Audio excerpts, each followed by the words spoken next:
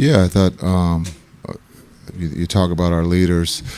Luka came out and set the tone offensively and defensively. I thought he let everybody know he was ready to play.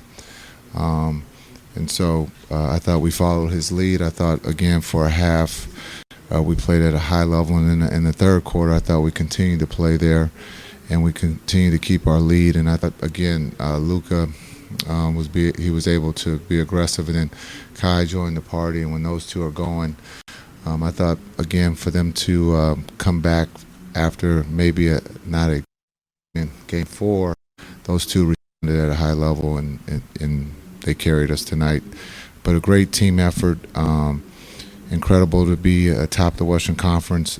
Minnesota is well coached. They're a really good team. And we're just happy to be able to represent the Western Conference in the finals. Fitting that you guys did it on the road. It's your fifth straight road win. And a lot of your big wins during the playoffs have been on the road. Yeah, I think it goes back to year one. I think we've had some big games, road wins. When you talk about the Game 7 Phoenix, where Luka, again, showed out.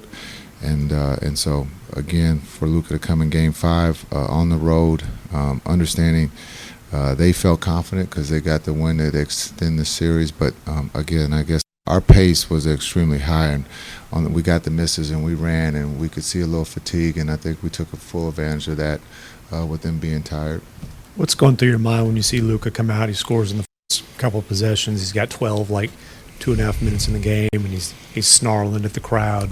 He's kind of full Luka mode. He was definitely Luka Magic mode, and just thinking about, is he going to play all 48? Why not if he's going like that? But again, I thought he set the tone, and then he just made it easier for everybody else, and everybody else stepped up. What was Kyrie able to do tonight, Jason, particularly in that second half? Yeah, I thought just being able to use his speed to get to the rim, and then he was playing off of Luka, and he got a lot of great looks, wide open looks. But then also being able to pull up, going full speed, his ability to stop on a dime and shoot the midi was at a high rate, and those are the same shots we got in Game 4. It just didn't go down for us. Jason, when you see that full Luka sicko mode, like Tim referenced. Obviously the one that comes to mind is Game 7 against the Phoenix Suns. Does it remind you of that? Does it remind you of other games that you've seen from Luka? I've seen a lot of games, but Game 7 in Phoenix, and this one was very close to that, where he took the crowd out of the game right off the bat, and he let his teammates know that it's time, that we got to take it up a notch, and they joined the party.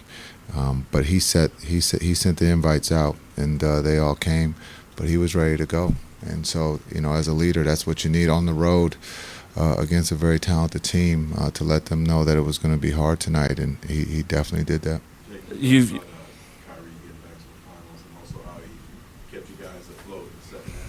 Yeah, I think when you look at Kai's leadership and his ability, that he's a winner. He wants to win. And he does all the things to do that. I think for Kai to be able to play off of Luka and vice versa. But there in the first half, Luka sent the message to Kai, and Kai got the message and took it in the second half. And so when you have two scorers like that and two willing passers, we got wide open looks tonight, and the ball was moving. We took care of the ball, and we made shots, and we put a lot of pressure on Minnesota's offense. For Luka to make it to his first finals, what does it say about his place in the league and this journey he's on to be one of the greatest? Well, we believe he is one of the greatest. I think that's up to the media to write. I mean, you guys will place him in a place of great GOAT debates. And so for us, what he's done this season of, playing faster, playing defense, doing all the little things, and then he's never shied from taking responsibility. And today is just another example of his maturity of being able to end the series. And he did that, after the jump ball. You got Derek Lively back tonight. What was going on through your mind when he hit the floor again on that flagrant foul with Nas Reed? Yeah, I thought, again, I said it pregame, his energy, his spirit, that's what we needed from him. And he gave that to us. The defense, being able to rebound the ball, and then the vertical game on the offensive end was great. Again, the hit to the head was a flagrant foul. Unfortunately, I think he only made one free throw, but he was fine. We got him up a little bit quicker than last time, but as a rookie, he's very important to what we do on both ends, but just his energy and the confidence that his teammates have when he's on the floor is pretty special. You don't see teams go from lottery to finals in the span of 1 year. Pretty unconventional path, to say the least.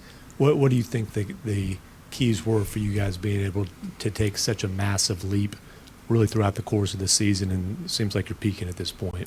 Yeah, I think just understanding, just work. It doesn't happen a lot of times. You go from lottery to the finals, but we truly believe that we had the pieces. Sometimes you take a step back to view what you have, to be able to get D-Live in that process and OMAX, and then to be able to sign the free agents, Exum and D. Jones, and then add the pieces of Gaff and PJ. It just puts us in a position to be competitive with the best teams in the league. Now, does that mean we win every night? No, but we come back to work the next day and we get better. We look at the mistakes that we've made, and that group is a tight-knit group, and they truly believe that they can win if given the opportunity. Jason, your playoff road, all your never had home court advantage, beating 350-win teams. How prepared for the finals do you feel given the competition that you've played up until this point? Yeah, I think every series has helped us for the next series. And this series is no different. We're going to see 5 out.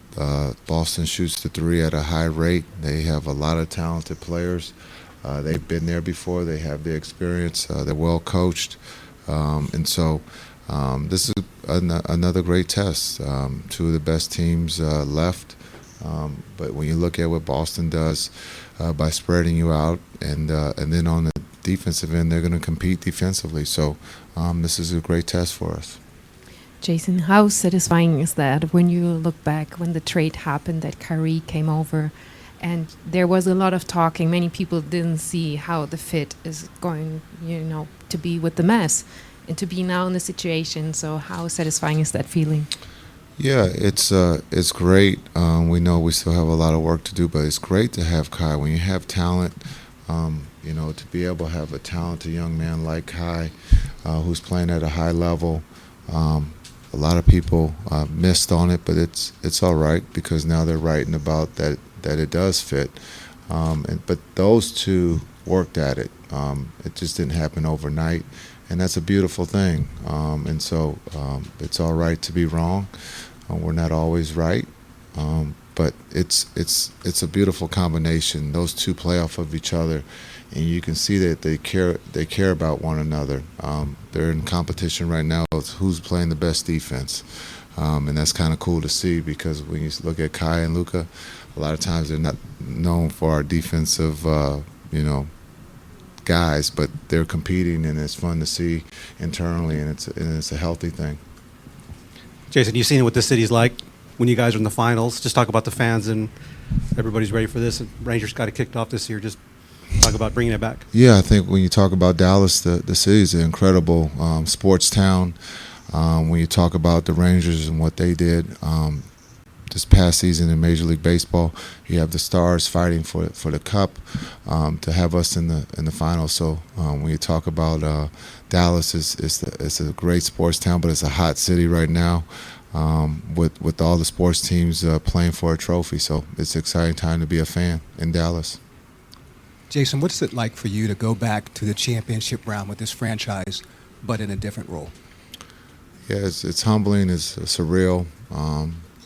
To be on as a player to win a championship was I guess we weren't favored to win a championship, and so to be able to pull that off as a player, and now to be able to help guide these young men as a coach to to win a championship, it's just surreal, and it's a lot of fun. It could be nerve-wracking at times, but it's been a highlight of my basketball journey. And so, we got to find a way to beat Boston. We got 4 games to try to figure that out, and so it's surreal, but it's been fun.